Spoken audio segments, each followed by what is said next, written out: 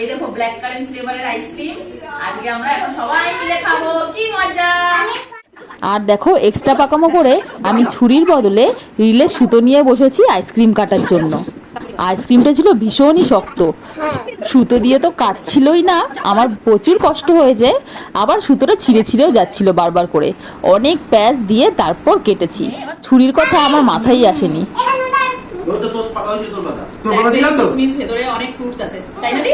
দেখো black current শেষ করে এবার আমরা চকলেট আইসক্রিম নিয়ে বসেছি। ইয়ে, এই দেখো চকলেট ফ্লেভারের আইসক্রিম। তোর বাবা দুটোই খাচ্ছে, সবাই দুটোই খাচ্ছে, আর আমি একটাই খাচ্ছি, পরে খাবো। তো খা, কেমন হয়েছে বল?